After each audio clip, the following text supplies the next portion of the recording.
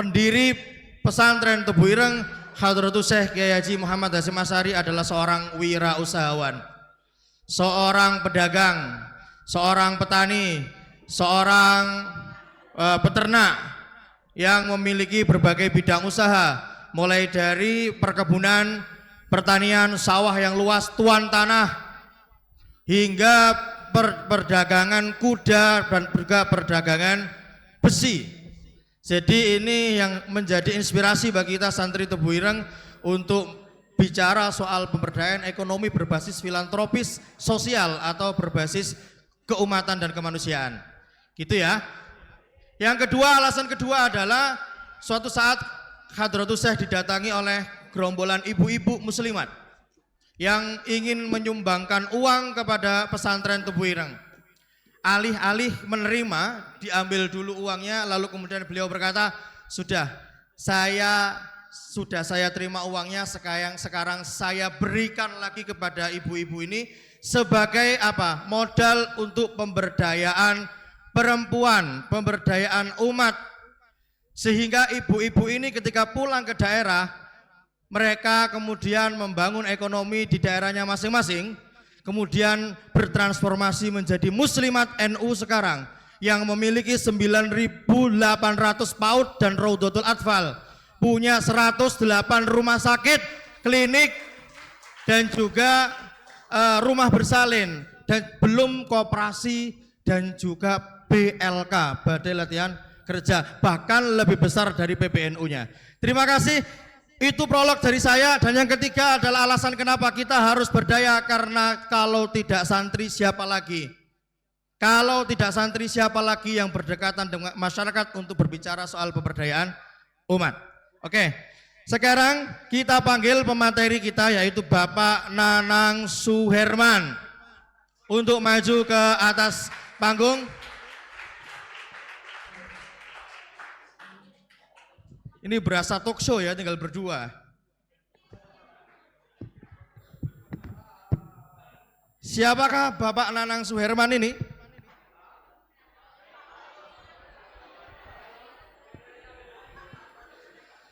Bapak Nanang Suherman ini adalah seorang pengusaha yang punya beberapa jabatan di beberapa perusahaan. Beliau ini adalah Direktur Utama PT Bersama Mencapai Puncak. Ini namanya kayaknya waktu zaman Facebook, Pak ya. Ya, waktu zaman Facebook dulu kan seperti ini ya, PT-PT gini. Atau ayam nelongso. Insya Allah hanya ayamnya yang nelongso tapi beliaunya bahagia. Komisaris Utama PT Anak Baik Sejahtera, Komisaris Utama PT Bersama Menggapai Cita, Direktur Utama PT Metro Mesin Mendunia, PT Dunia Sahabat Mendunia, PT Atala Mitra Selaras, PT Syana Pangan Nawasena, dan Dewan Penasehat LPNU atau Lembaga Perekonomian Nahdlatul Ulama Jawa Timur, dan Wakil Bendara Umum PPAMPG. Nanti beliau yang akan menjelaskannya ya. Waktu dan tempat kami persilakan untuk beliau. Bismillahirrahmanirrahim. Izin berdiri, Gus. Assalamualaikum warahmatullahi wabarakatuh. Sebelum saya memulai, biasanya saya memiliki 3 aturan. Aturan saya bukan seorang motivator. Jadi kalau tidak ada yang termotivasi, jangan salahkan saya. Sepakat? Aturan yang kedua, saya bukan seorang ustadz. Jadi kalau tidak ada petikan hadis maupun ayat, jangan salahkan saya. Sepakat? Aturan yang ketiga, ini yang terpenting, saya bukan seorang stand up comedian. Jadi kalau semuanya ngantuk, jangan salahkan saya. Salahkan Gus Wahyu kenapa ngundang saya gitu. Oke, tak kenal maka? Nah ini, masa seorang santri langsung sayang-sayangan? Gak boleh lah gitu ya. Izinkan saya hari ini, mohon maaf sebesar-besarnya karena saya jam 11 harus langsung cabut Gus, mau ke Probolinggo. Karena ada agenda juga di Probolinggo jam 2 soalnya. Jadi nanti di perjalanan kita ada Jumatan sebentar. Jadi mohon maaf sekali lagi. Intinya hari ini saya ingin memperkenalkan diri saja. Terus yang kedua juga saya hanya ingin membahas masalah urusan produktivitas. Karena dalam hidup saya itu yang menjadikan saya berada di titik hari ini adalah nomor pertama sendiri adalah memang takdir Allah yang luar biasa. Yang kedua adalah produktivitas. Saya tuh enggak pernah nganggur. Saya kuliah S1 psikologi sama S1 ekonomi. Dua-duanya lulus. Dan saya masih berbisnis dan tidak pernah jomblo. Wais.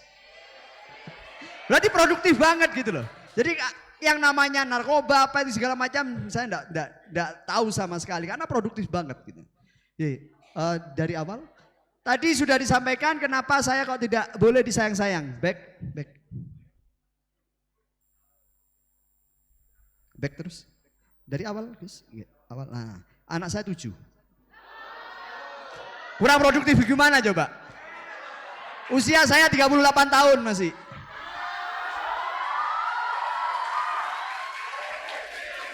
Kalau ada pertanyaan nanti, Mas dari istri keberapa? 1. Karena 1 aja 7, apalagi 2, 14 nanti. Kepala saya enggak tumbuh rambut nanti. Next. Ya ini beberapa brand di bawah naungan saya. Pertama brand saya adalah ayam goreng Longso, mungkin pernah tahu. Total ada 55 cabang hari ini. Terus yang kedua kita berfokus kepada brand artis. Tahu Tretan Muslim? Sama saya buka bebek carok. Yang kedua, tahu almarhum Babe Cabita, stand up komedian? Buka sama saya Dadar Beredar. Terus yang ketiga, tahu Dani Caknan? Saya buka restoran kambing di Jakarta bersama dia namanya Balunganan. Terus ada Sapi, tahu Mbak Embong? Saya buka juga Sambal Bini bersama dia di Jakarta juga. Terus tahu Celos? Tahu ya? Saya juga buka bareng sama dia namanya Mie Cap Ayam Kungfu. Au aja ya. Next. Nah ini yang terbaru saya buka sama Melanie Ricardo namanya Sambal Penyetan by Melanie Ricardo.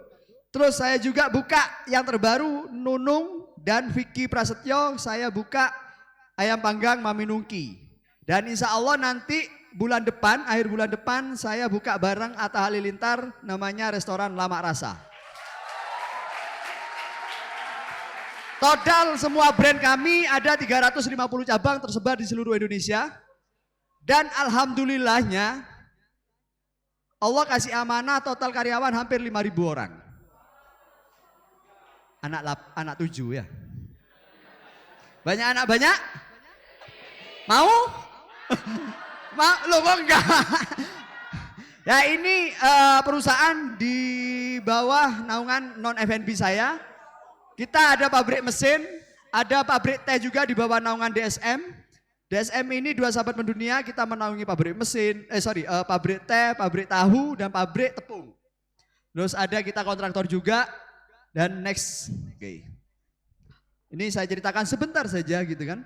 Saya kuliah 2005, saya sudah mulai berbisnis tahun 2005. Saya tidak pernah melihat bisnis apapun. Yang jelas bagi saya, apapun itu bagi saya adalah bisnis. Walaupun cuman jualan koran. 2005 saya jualan koran sambil kuliah. Gengsi, malu. Tapi pertanyaannya, goal kita ini apa sebetulnya? Lah kalau kita butuh makan masih mikirin gengsi sama malu, selesai. Maka otak kita yang kita pakai saat itu. Apa yang saya lakukan? Saya malu mau jualan koran, tapi sudah nggak ada pekerjaan. Saya gengsi pasti. Karena apa? Saya itu sambil kuliah juga. Yang saya lakukan persis pas masa COVID. Apa? Pakai masker, pakai sweater. Siapa yang kenal? Koran. Kira-kira siapa yang kenal? Pertanyaannya kadang kalau kita tidak mau melakukan hal itu, berarti PR-nya malu, gengsi, atau males? Males saja sebetulnya. Cuman pakai argumen yang lain. Wah nanti A, B, C, D, F, G. Ya. Yang saya lakukan pola, mindset. Jualan koran bagi saya bisnis. Mindset saya perbaiki. Dari jualan koran di lampu merah, 4 bulan saya menjadi agen keloper koran dan punya 4 orang karyawan. Nah kalau sudah punya karyawan, gitu. Kalau pas jualan koran, malu mau nyapa. Itu tabiat manusia ya. Sales komputer tanpa modal juga, saya nyales aja. Dari sales komputer, saya menjadi grosir hardware and software. Bangkrut, saya makelarin mobil, masih musim Facebook kata Gus tadi. Musim Facebook saya pasarkan, ada mobilnya tetangga, semua tak pasarkan di Facebook. Alhamdulillah saya punya showroom. Semuanya dari nol, kurang produktif gimana. Dan ini ditempuh saat masa kuliah. Dan ini saya masih tidak jomblo teman-teman. Jadi pasti pertanyaan gimana bagi waktunya apa sih, ya kan? Waktu gak bisa dibagi 24 jam. Kalau kita mentadaburi surat Al-Insyirah coba. Kebanyakan teman-teman semua dan para sahabat saya di luar sana mentadaburi Al-Insyirah itu saat nelongso, saat susah. Wah, oh iya Allah sudah menyebutkan, gitu kan? Bersama kesulitan ada kemudahan, bahkan 2 kali. Insya Allah pertolongan akan datang. Enggak. Karena poinnya setelah itu, fa'idha faroghta fansab. Habis lakukan pekerjaan satu, lakukan pekerjaan yang lain agar apa? Agar kebahagiaan dan pertolongan itu segera datang. Itu yang terpenting. Jadi produktivitas itu harga mati kalau bagi teman-teman semua yang menginginkan sukses atau survive di dunia. Lanjut, saya ngajar, masih back. Ngajar jadi dosen saat itu, dosen multimedia broadcasting di salah satu perguruan tinggi swasta di Malang. Saya resign. Kenapa? Yang saya ajarin bukan tambah pinter tapi tambah bodoh. Saya buka besi tua. Modal cuma 2 juta. Berkembang menjadi pabrik biji plastik dan saat itu sempat ekspor ke Cina. Jadi produktif banget sambil kuliah. Dan akhirnya saya putuskan menikah. Nah ini perjalanan sebentar di gerobak ayam goreng Telongso. Dari sebuah gerobak modal 500.000.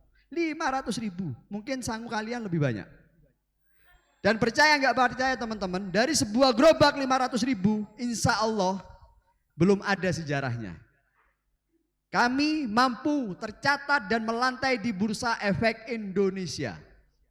Go public, sehingga saham saya bisa diperjualbelikan di Go public. Yang biasa teman-teman kadang trading, ya trading saham, itu bisa.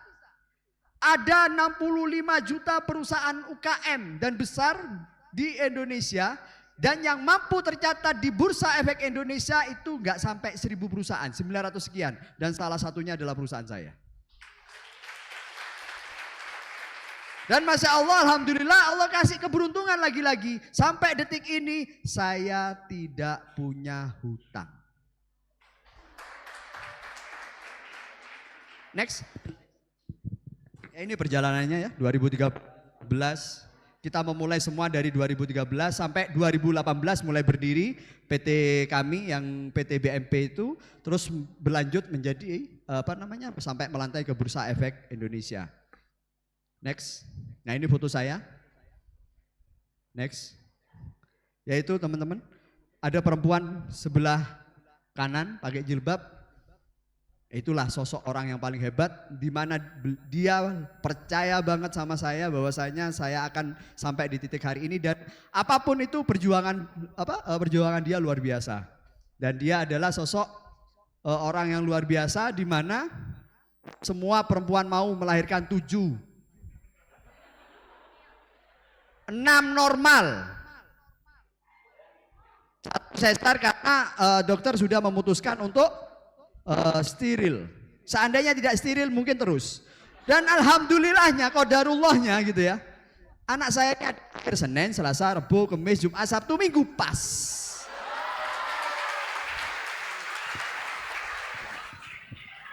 Jadi kalau ada sunnah memuasai hari anak, saya puasa terus. Senin puasa, Selasa puasa, Rabu puasa, sampai Minggu puasa lagi. Ramadan puasa terus. Dibayangin, Masya Allah gitu ya. Dan saking produktifnya saya teman-teman adik-adik semuanya, berat badan saya dulu 1 kintal.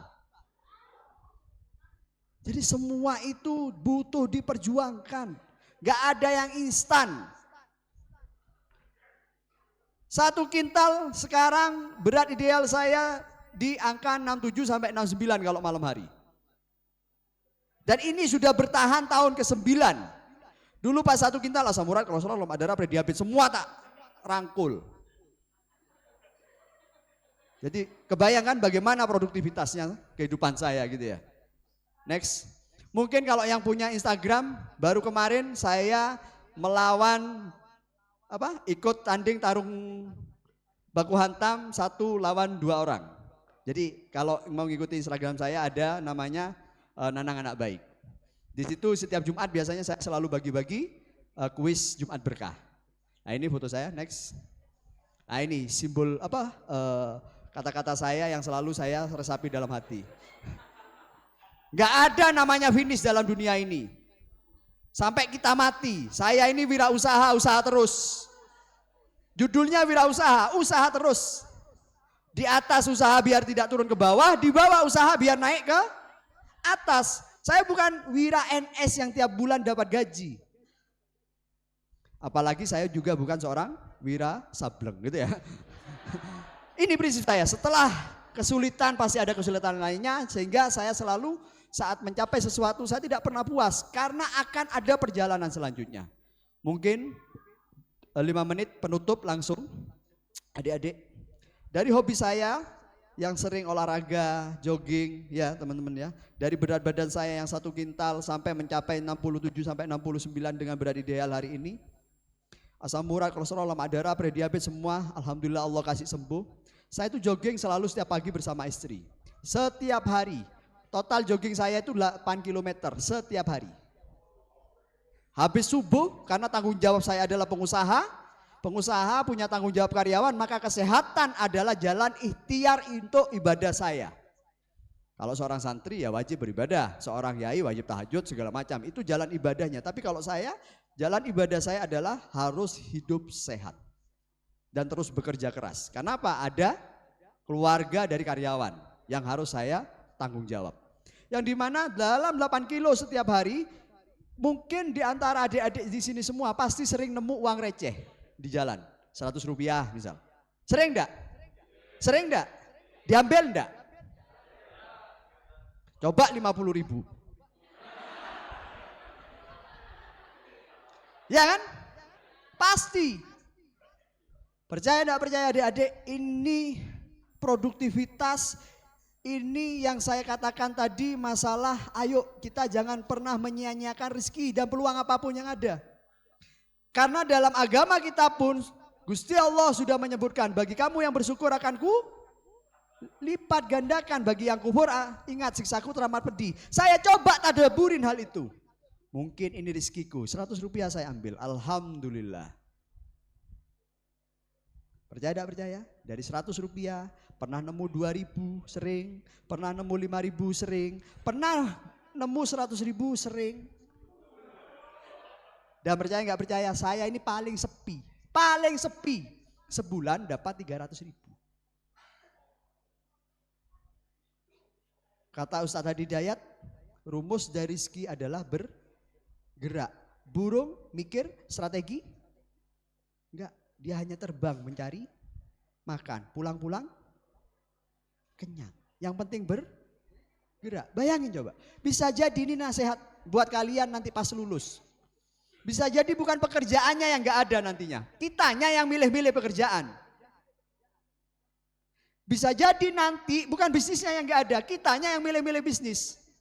Suruh jualan cilok gengsi, suruh buka restoran, mana modalnya? Padahal coba pentol mafia, pentol kobul, tahu ya? Cabangnya banyak di mana-mana. Dari apa? Pentol teman-teman, cilok. Benar nggak? Kalau sudah banyak cabangnya, bayangin coba. Dulunya mereka jualan cilok, mungkin bisa jadi tetot-tetot, mungkin bisa jadi. Ini yang terpenting, bukan rizkinya yang nggak ada, bisa jadi. Tapi kitanya yang terlalu banyak syarat hanya untuk sekedar mensyukuri nikmat. Mungkin itu saja dari saya, terima kasih. Assalamualaikum warahmatullahi wabarakatuh.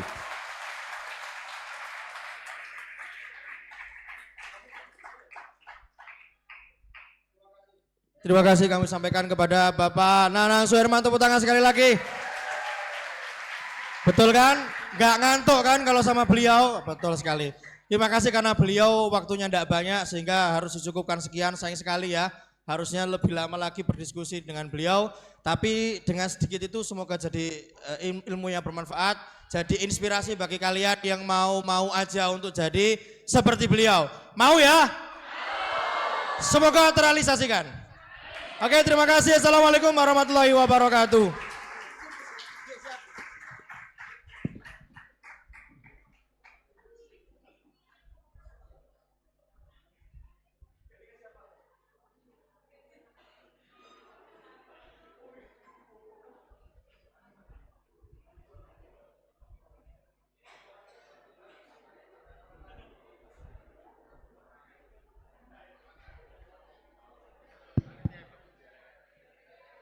Assalamualaikum warahmatullahi wabarakatuh. Muhammad Muhammad. Wes ngono erek buyar. Yes.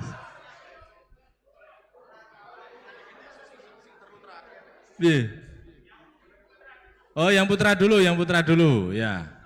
Yang putra dulu.